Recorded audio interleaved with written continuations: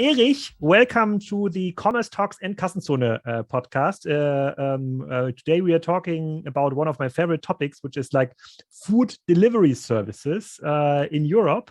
And you are one of the managing directors of one of the most anticipated service in Germany and making a lot of noise in the Munich area. So welcome to our podcast. Maybe let's start with a short introduction of yourself and the business you're managing, which is Knuspr. Hi, Alexander, and thanks for having me. It's a pleasure and honor. I am actually a banker by origin, so it's the last thing you would expect from someone who is in charge of managing an e-grocery business. But I have switched my gears after 25 years in banking to the surprise of my friends.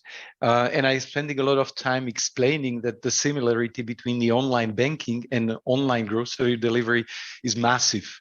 Apart from the physical technology, it's all focused on online presence, fabulous front ends, great applications, very neat websites, perfect customer service, all built on a strong software architecture. So that's me, a banker turned e-grocery manager. And I have started Knuspr a little more than a year ago. In summer 2020, when I was asked and offered by the owner of Rohlik, which is our parent company based in Prague and serving the Czech e-grocery business, when I was approached by Tomáš to build the sister of Czech Rohlik in Germany under the name Knuspr, which is the name we came up with for the German market with my colleagues here in Munich.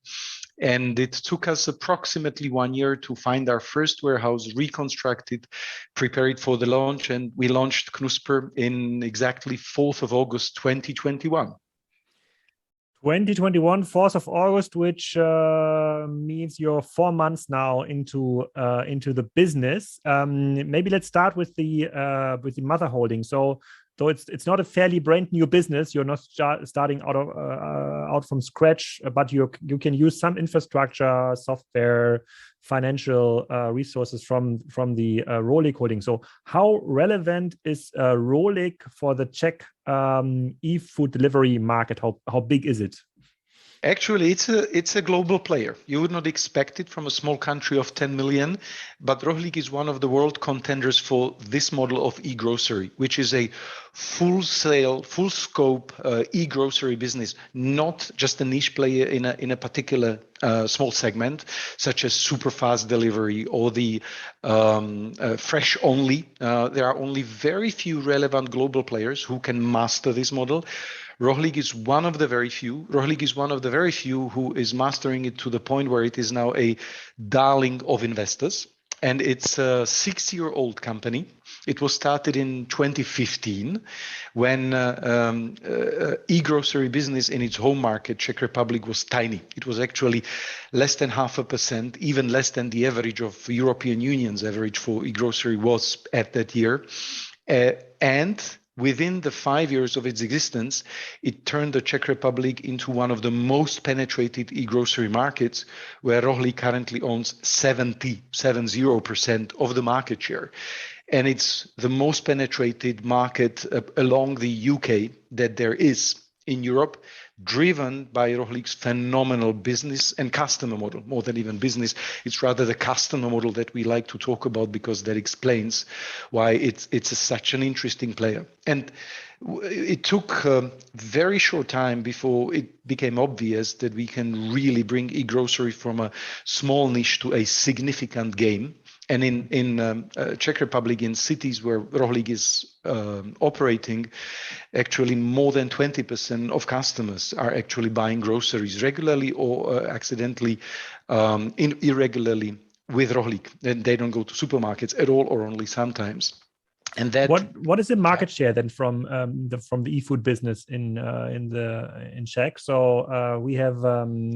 In Germany, you are calculating somewhere between 1.5% and 2.5%, which is like the online part of the whole grocery market, which is like 200+ billion. I think in UK, it's close to 10%, if I remember correctly. What is the share then in the Richmond country? The latest numbers in UK are 5.5% to 6% of the total. Dutch is relatively high with 3.5%. Average European Union is below 1%, actually Germany as well. The whole grocery market, which is everything that you buy in supermarket, not just the food, but also the near food, such as Waschmittel and utensils. Okay. Which is like the drugstore business in Germany, which is DM and Rossmann. Correct, but everything that actually sells in all Reves, Edekas, Lidls, it's not just the food, but the near food, as we call it. It's roughly 300 billion euro in Germany alone. And the e-grocery comparable segment in the online part is less than 2.2 billion the last year. So it's below 1%. And in the Czech Republic, we are now nearing the penetration actually that is in the UK. And that was less than 1% 5 years ago. And as I say, we now have 70% of the market share. And it is driven by what we do, because we were the only and first player that could bring the full scope grocery proposition, which is something that we really passionately talk about, which is everything that you expect and buy from supermarkets, as well as everything that you would have to go to specialty stores, local Hofladens, fresh market on the weekends. We are able to combine both elements in a single online offering and deliver it to our customers within 3 hours. And that is very difficult model to pull through, and we have nearly no competitor in that segment. Yes, so if I would have to explain this model to some friends who see now gorillas or other like models, it's definitely like faster delivery that I understand. So instead of like waiting a day or 2 weeks in the Rewe case, which usually, and there's no delivery at all in my region, for example, you can get it like within like 3 hours. If I order before a certain cutoff hour, I would guess like before 3 o'clock. Is it correct? Actually, right now, we are starting this interview at nearly 6 o'clock. And if you now go to the app or web of Knuspr, you could still order for today, and it would arrive at your home at 9 p.m. And the assortment is comparable to like a Edeka Rewe market, or how, or how, like from size wise, how can I compare it? It's actually better, and significantly better, which is the thing that differentiates us. Because yes, it is absolutely critical that customers can order on the same day, even at 6 p.m. you order and you get it at 9 p.m. But the thing that really scores high with our customers is the assortment, because you can do your complete and superior Wocheneinkauf with us, not just a small niche segment. So as I said, everything that you can buy in Reves and Edekas, you find with us. And apart from that, you find the best local butchers that cannot be bought in Edekas, the best bakers that exist in one place in Munich, the best fresh fish that you would have to go to a specialty store, or Italian cheese that are only in one place in a city. And you could get all those things, but you would have to drive to Edeka or Rewe and 5 or 6 other places to get the complete assortment. And that includes not only specialty stores, but the part that there really is keen and warm to our hearts is local farmers. So we bring the best strawberries 6 kilometers from Munich, and we bring them virtually harvested in the morning in the field. And within 6 hours, we deliver it to customers living in Munich areas currently. So it's this super broad, locally focused, regional food driven assortment. Which I found very impressive, and what I don't understand, or what do you need to explain a little bit to me, is like how were you able to build it up so fast? Because if I understand you correctly, and there were some numbers flowing around in our market in the recent weeks, you had like a meeting or like a public relations meeting at your warehouse in Munich, and there you said you have like 20,000 customers already, 1,500 orders a day already, with basket sizes above 80 euros. How do you manage within only 4 months to get to all this food partners, like local farmers, the top-notch butchers, bakeries? So all the other services that entered the market actually went to the grossisten. So they went to like a company like Edeka or Rewe or the big distributors behind and said, okay, I need this kind of 5,000 products. Can you deliver it to me like tomorrow? So how was it possible for you to fill up your your warehouse, or yes, or have you started like way earlier before August to fill up all the assortment? So first, let me correct you. We sold 1,500 orders a day 2 weeks ago. Now we are selling 2,000 and more a day, and it's growing significantly week by week. But yes, we started to build our assortment roughly 4 to 5 months before our launch. It takes nearly half a year to build this phenomenal range. But we haven't had a single partner who would not be interested to work with us. And that is because a surprising part that very few people expect.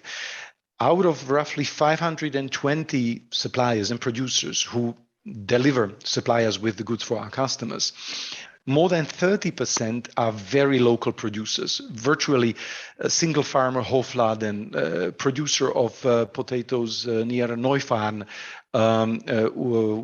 a concrete baker, broad manufacturer Schmidt, with phenomenal bread, who have their local production, but they really understood the opportunity and liked the cooperation with us, primarily because we enlarged the market. We suddenly, with few strokes of internet online propositions, we made their phenomenal products, which so far could be only sold in their local store, available to everybody in and around Munich. 2 million population instantly available. So the first is this differentiation. We make it available to everybody virtually from day one.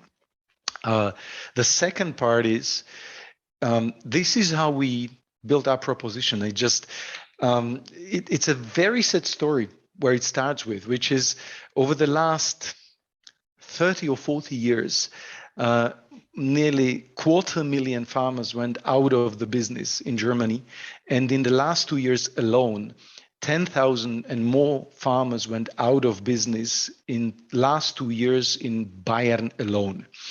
And that is the impact of the large-scale retailers who cannot accommodate small producers because it doesn't fit their logistics and business model. And we come with the opposite mentality. We are built for our platform, for our online business and app to be available for the small producers. And we have proven that this is not talk, but reality, because it is already true, not only in Germany, but it is true in Czech Republic, Hungary, and Austria. And they saw the phenomenal growth that we bring to the local partners who otherwise would be constrained to their local businesses. So it took us 4 to 6 months to build the assortment, but very fast. But how do you help those local producers to scale their production? Because if I'm looking here at my local butcher, obviously he might have some resources to put on top on his existing business, which is very brick and mortar driven, but he would be not able to fulfill like the demand of additional like 10,000 customers because there's only limited amount of cattle he can slaughter in a given time frame. Same like for the bakery. So yes, like a 10% on top to the existing production that might be possible within the given like production infrastructure, resource wise, with like people, factory space, whatever is needed there. But how is it possible like for the local tomato farmer to scale with such a demand? And you said yourself, so just 2 weeks ago we talked about like 1,500 orders, now 2,000 plus, which usually cannot be fulfilled with local producers. They can be a part of the basket, but they are the smaller part of the basket. The beauty is they don't have to scale up, not beyond the scale where they want and feel comfortable to scale up. One of the discussions that I've had just 2 weeks ago was with Herr Brandl, one of the wonderful farmers who produces small-scale cattle in a very small numbers, but wonderfully clean. Perfect production. And we were talking about his scale and he was asking, so he wants to scale up. And my discussion with him was, oh, don't push it. We don't want you to scale up fast because you might lose the beauty, the clarity and cleanliness of your production because we know every single of our customers in terms of what their food preference and dietary preference are.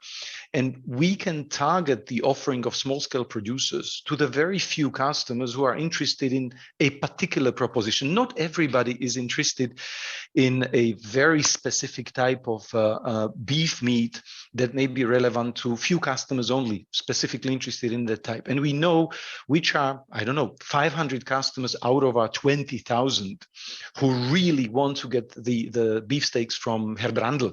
And for others, we bring other local producers. So the beauty is that we can target the very small clusters of customers to whom a single propositions from a particular farmer or producer is most relevant. And they are very keen to reward that farmer with a fair price, which is what we match. We match a specific demand for very high quality or specialty food. Doesn't have to be expensive, but it's somehow special, with the type of customers that are keen to get it. And we look for those niches for every type of different customers. Someone doesn't want to have specific beef, but they're interested in cheese from Italy. Others want to have the best broad from Manufaktur Schmidt. And we see those specific clusters of customers, and we bring more and more producers to get what these clusters actually most demand.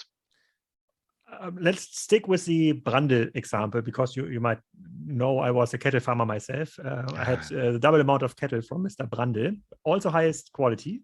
And obviously it's very hard to scale because people only want to have the rump steak, right? But there's lots of more you have to sell, like rouladen and all the other stuff, like from the cattle. And he's a small farm. So if I read on his website correctly, he says he has 30 to 40 cattle, so he can, based on this number, there might be like 5 to 10 he can sell on a yearly basis if he grow out of his own herd. You're getting like 2. Are you able to sell all parts of the cattle for him? Because that's usually the problem from this local producer. There's like peak demand for certain parts, on the best part of the cheese, best part of the cattle, best tomato, whatever. So are you able to offer this kind of long tail products through your platform? And is there enough demand then for, let's say, flank steak was a part which was not very popular like 3 years ago. Nobody wanted flank steak, and then somehow it was like in cooking TV, and then everybody thought flank steak is the best part. It's not true. It's actually part of the minced meat portfolio, but now everybody wants it. But would you be able to fulfill this part of long tail for Mr. Brandl and pay him a better price? Because right now he's selling most likely 10 kilo, 5 kilo boxes of this kind of cattle. And like smaller parts in his Hofladen. But what is the value proposition here? Are you going to him and say, okay, I will buy an option for like the next 5 years production for this many cattle, or how does it work?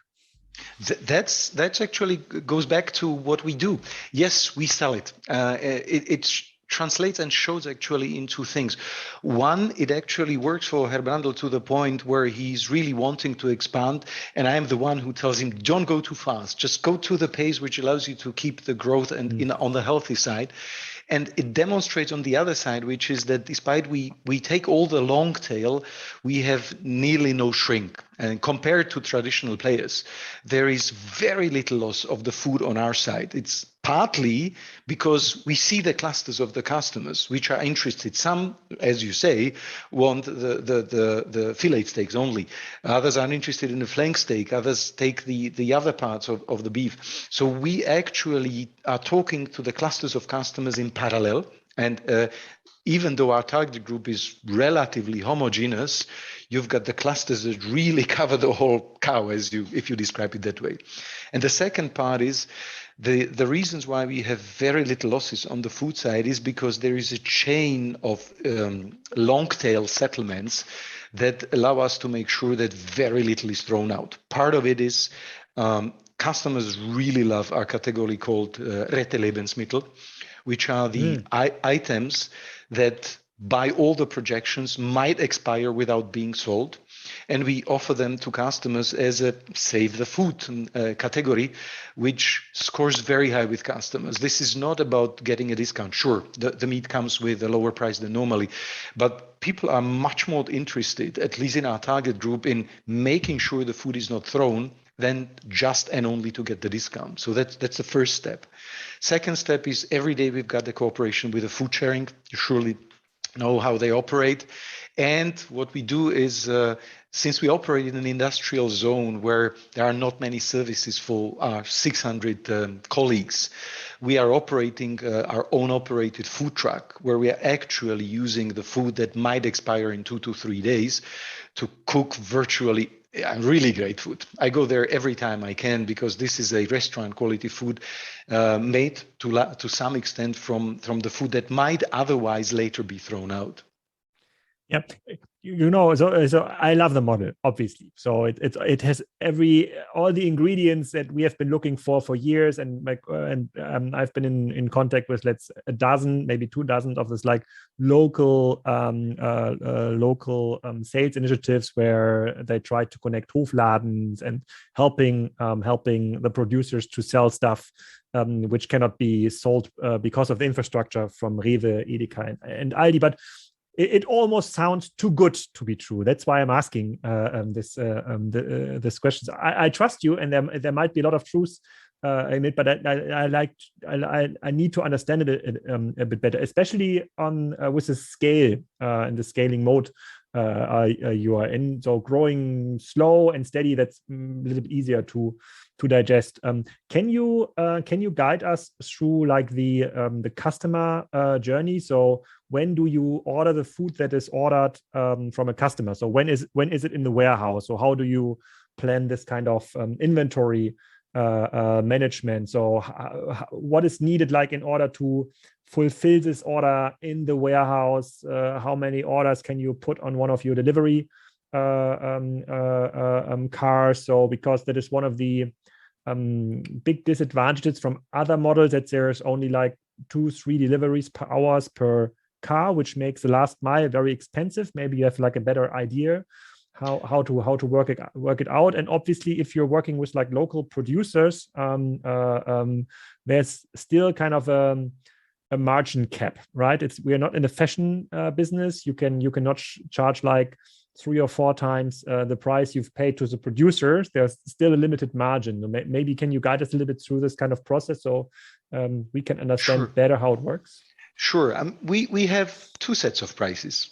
Competitive prices that are the prices of everything that exists in other places. So if we sell something that you can buy in Rewe, Edeka, or on Amazon Fresh, we compare those prices. Virtually daily, we've got the comparison engines that make sure that the products that exist elsewhere on the market are priced exactly to the level where you can buy it elsewhere. Those match the lowest price but you're not matching it in the from the brick and mortar perspective, but you match the online available price. So if there's let's say a Kühne cucumber at Rewe online is €2 per piece, and this is the lowest price, then you would match this price in your store. But if Kühne cucumbers is offered for, let's say, €1 at Aldi, you don't match this price.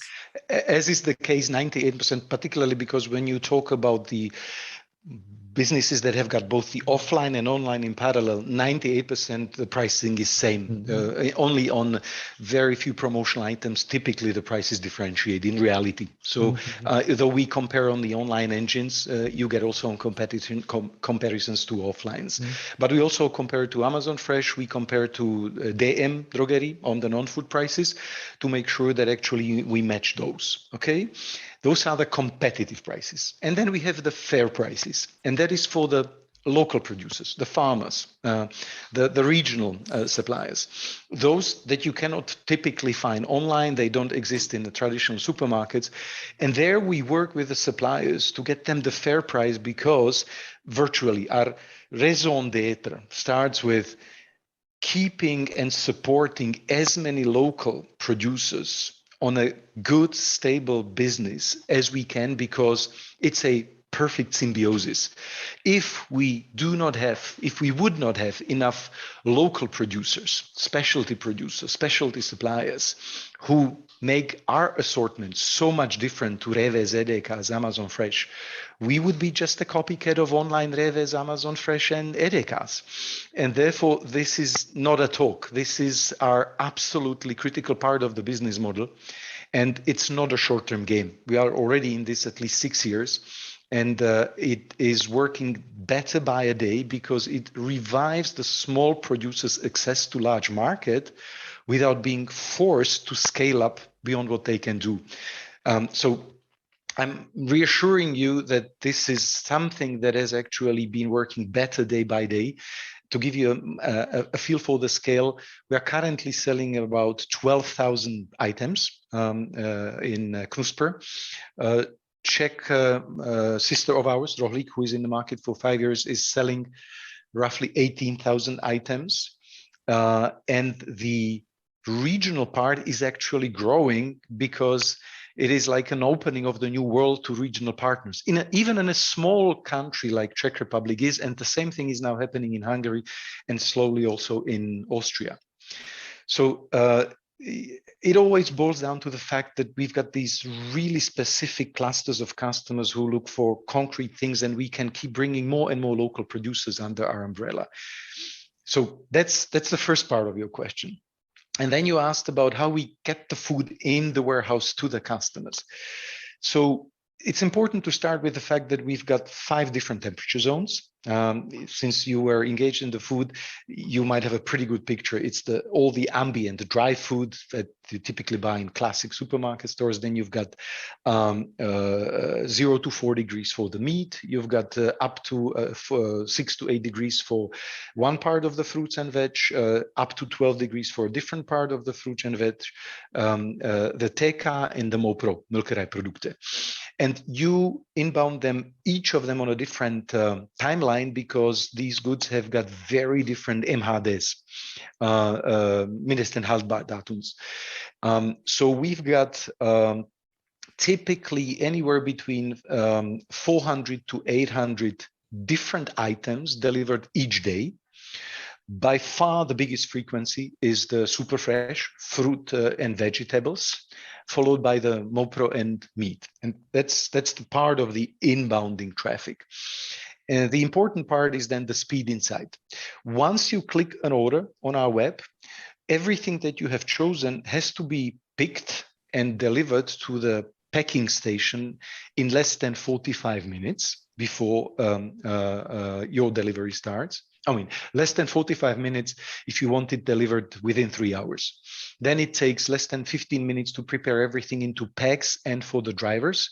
And latest 2 hours before your delivery, the drivers are departing from our warehouse, having typically 10 to 12 orders, i.e. customers in one route. So not 2 to 3, but 10 to 12. Okay, and the typical purchase by a customer has roughly 25 items in it. Those are the averages. That's, if you looked over time, you would see this as an average. So typically 1 hour to get everything into the car and 2 hours to drive it to 10 to 12 different households. And then the driver returns to the warehouse and picks up the next orders, right? While bringing back all the pfand as well as our reusable bags, correct. And is this used widely? Because we discussed this with Flaschenpost founders too. What is like the competitive edge if companies like Picnic or Rewe Online, or you are starting with the convenience business, beverage convenience business. So is this used a lot, this beverage part of your business? So are people ordering like beer, water, limo with your business model? Absolutely. Typically, a very, very usual order has 1 or 2 crates of beer, limo, Spezi, Coca-Cola, you name it. And the reasons why it's just 1 or 2 and not 4 or 5 as you might see in Flaschenpost is because the frequency of our purchases is much faster than just the drinks businesses. And therefore, the customers order more frequently, smaller amounts of crated drinks. Okay, now you might know Kassenzone podcast is listened also by a lot of managers of the classic food industry. And if I were sitting in their chair, they would ask themselves now, okay, what Erich is telling, yet it's from a customer perspective a very compelling business model, local food, regional food, very convenient delivered, but margins are kept somehow. Last mile is expensive. You need to pay for this kind of warehouse. This can never become profitable. Like it's the same argument another generation of managers used for Zalando. Obviously, you don't need to report to those managers, but still, this argument is on the is on the table too. How can this become profitable? Because you pay fair prices to local producers. You're doing all the logistics that is paid by the customer in the brick and mortar channel because they have to drive to the store and pick up the merchandise themselves. You're not charging higher prices. Is there a delivery fee included in this business? And how much is it? Only if you order a smaller item than €79, then you do actually have a delivery fee, small delivery fee. But above €80, it's free. So the 3 hour service is included. So, and then their main question will be, how do you earn money? Well, we already earn money in our home business. So 3 years after the business scaled up, it became profitable on the bottom line, simply because we don't spend billions of dollars on the very expensive logistical infrastructure. We have one 10,000 square meter warehouse from which we serve the whole Munich and surrounding. And if you compare it to the tens and tens and tens of supermarkets that you would otherwise have to have around the Munich, you already see a significant capital investment difference. Okay, that's one part. So the fact is we already proved that we can be profitable in the Czech and Hungarian markets.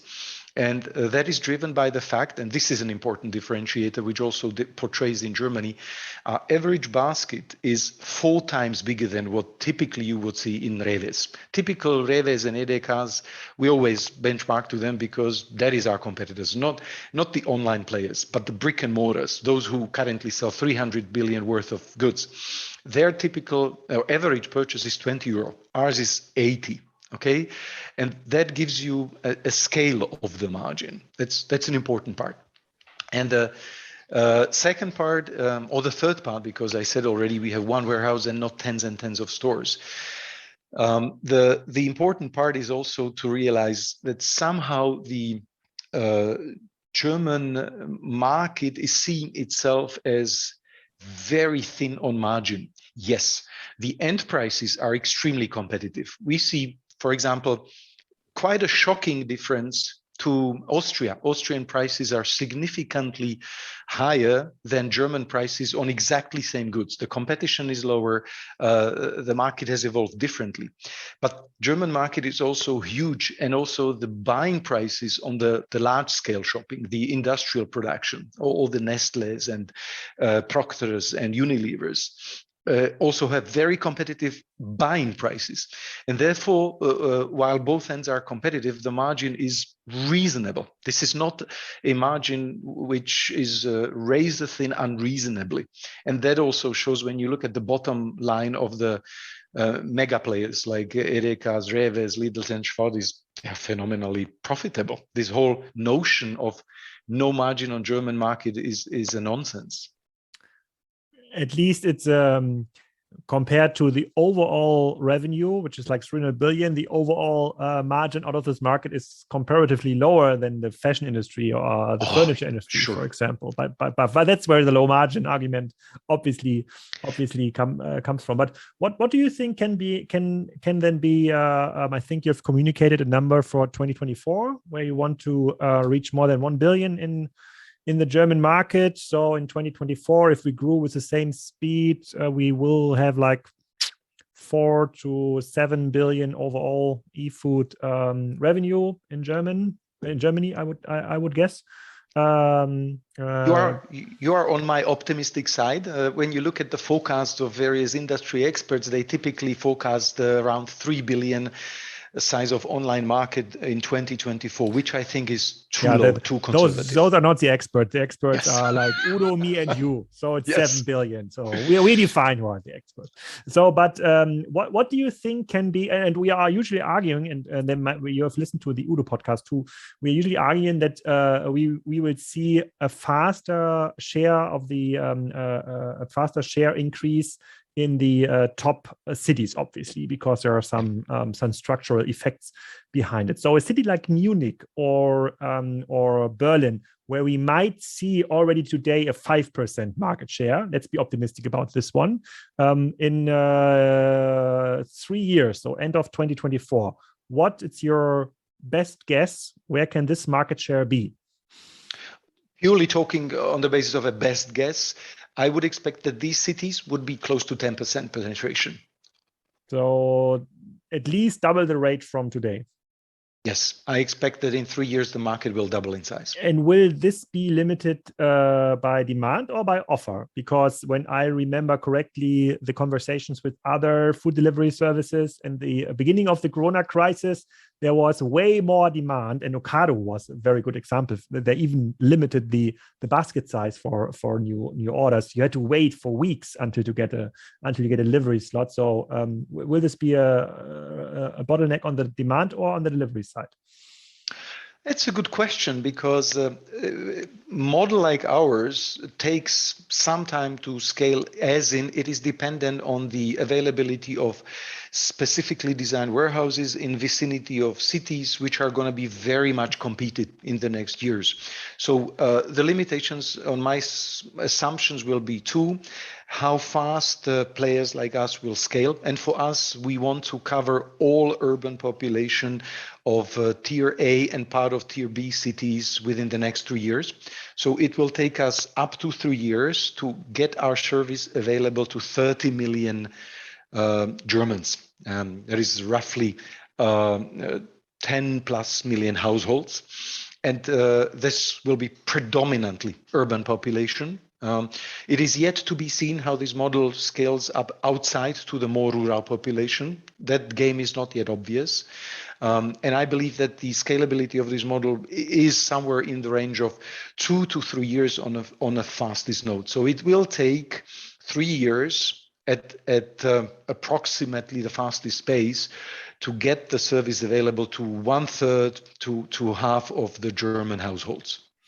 Okay, let's go with the 7 billion number in 2024. The next question I usually get from managers in this industry is, what part will be this kind of new quick delivery services? Let's say the services that deliver within minutes. It's not 15 minutes anymore, as I have learned. It's now sometimes 30 or 40 minutes, even from Gorillas or Flink.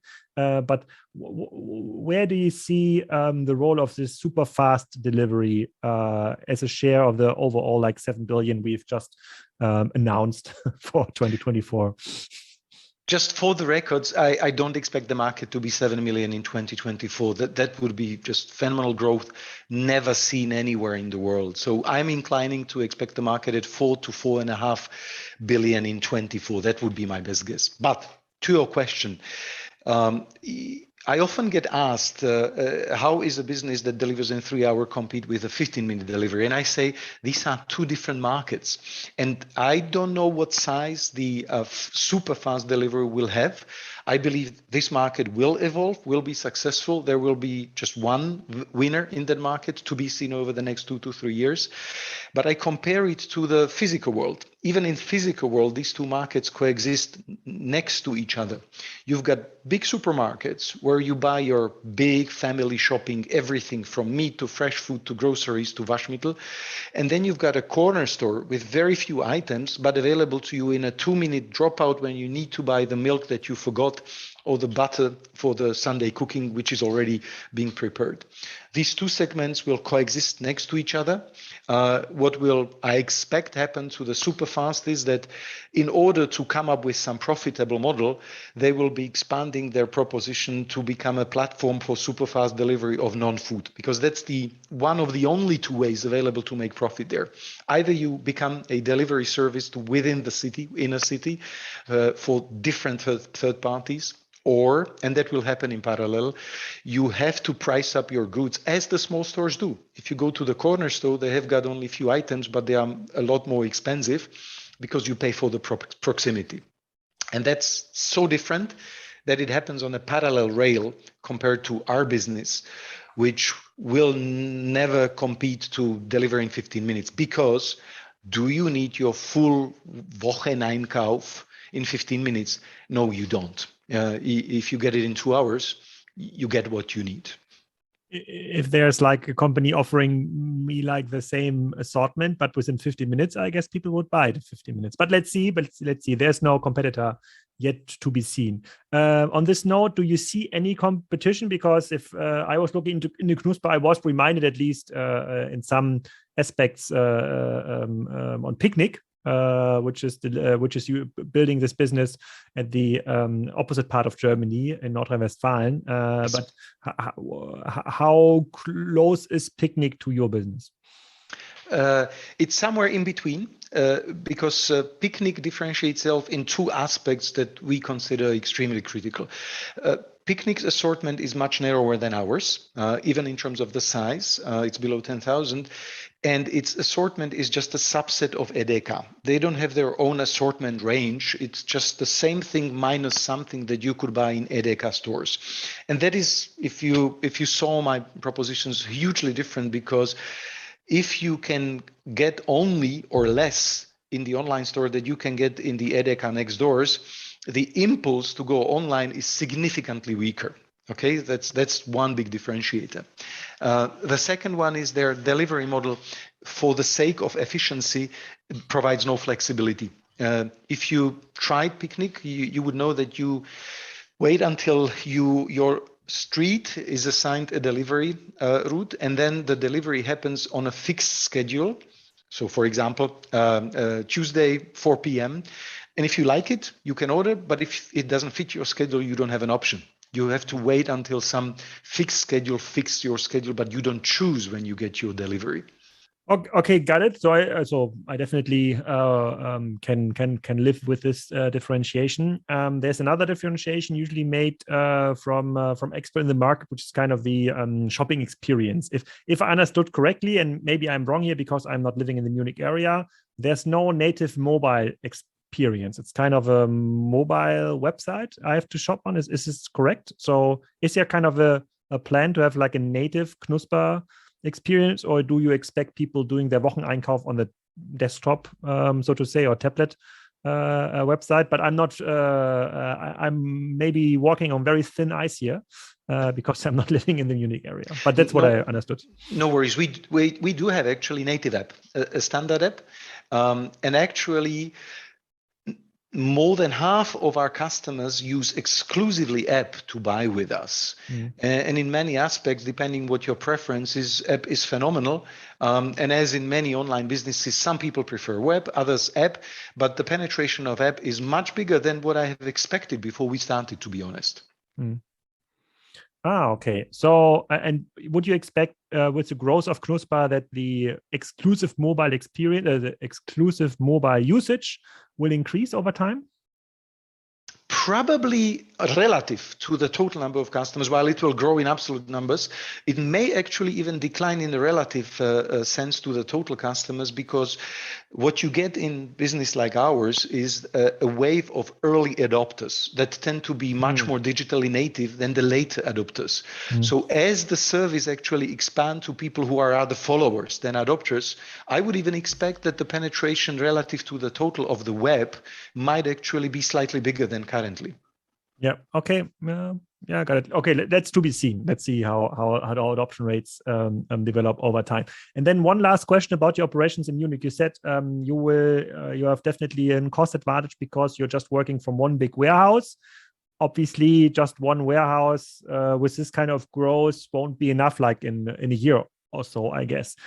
Does it make sense in one region to have like more than one warehouse? Because I guess if you're driving from your warehouse, I don't know where it's located in Munich, but let's say to the other part of Munich, then and if I remember correctly from my taxi rides in Munich, that's quite a long distance. So it sometimes takes over an hour to just get to the other side. of Munich, then from my point of view, that makes it way harder to earn some money on this delivery. So does a second warehouse make sense from a scale perspective in the future? Absolutely. And in a city of Munich size, we'll definitely have a second warehouse. Right now, we are located in the north. We can cover the whole area, but as the density of our customer base will grow, we will be building probably within 24 months a second warehouse in the south or near the south area. And that will be the case for many large cities. Some will have 3. So Berlin, long term, definitely 3.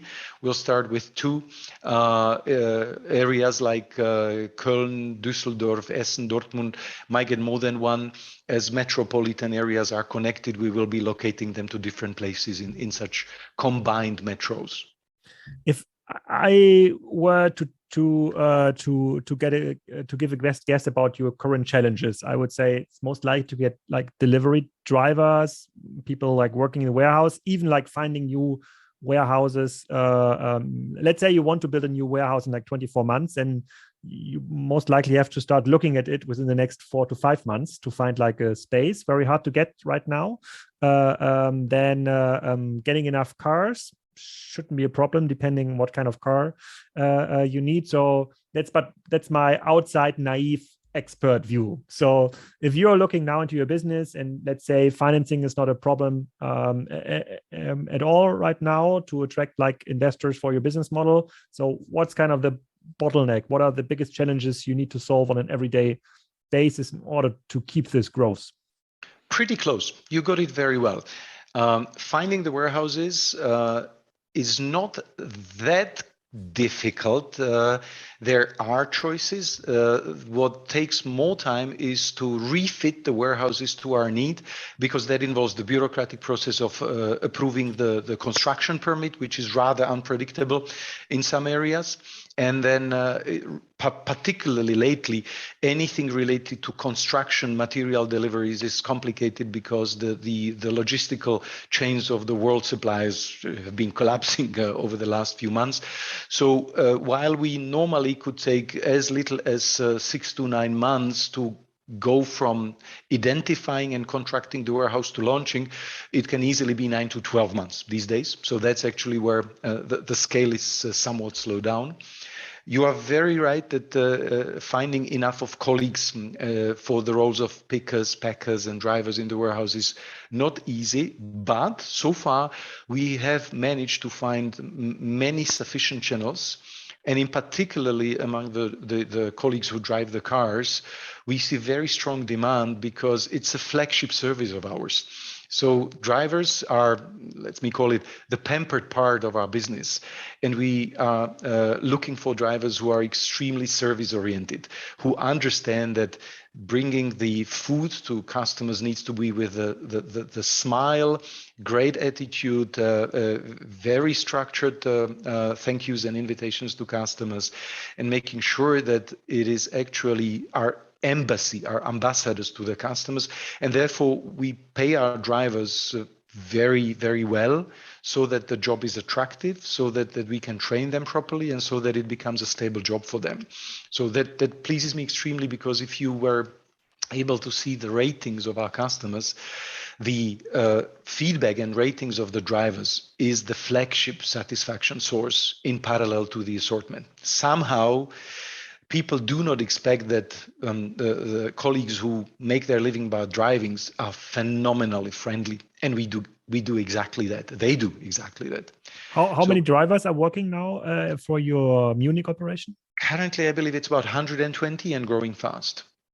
And with this amount of drivers, I guess there must be like a pattern of like previous careers. So, and it's a lot of people, and you're searching even more. Next year, same time, it's maybe 300 or 400. So where have they worked before? What were it like former taxi drivers working for Amazon delivery? So where do you find this many people that are willing to work with a smile while delivering the merchandise? Some come from the industry driving for the typical logistical companies. Many come from taxi and limo services. Yet further even come from service industries such as hotel receptionists, the restaurant waiters, which are very service oriented. So there is no particular pattern, but often it comes from the industry, but as well as service related ones. And let's go back to some of the core questions. We are running a little bit out of time, but there's some questions I definitely need to ask here.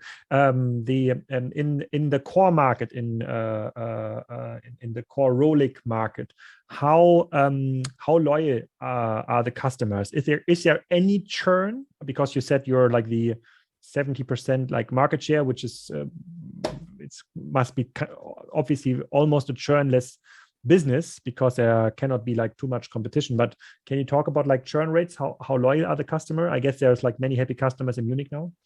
It happens in two very distinct steps. Once the customers typically pass the fourth purchase, there is nearly no churn. I mean, this is the period between the first and fourth purchase when the customers experience the online e-grocery and they make a decision whether it actually suits them or not. And once they are past the fourth purchase, the churn is nearly non-existent.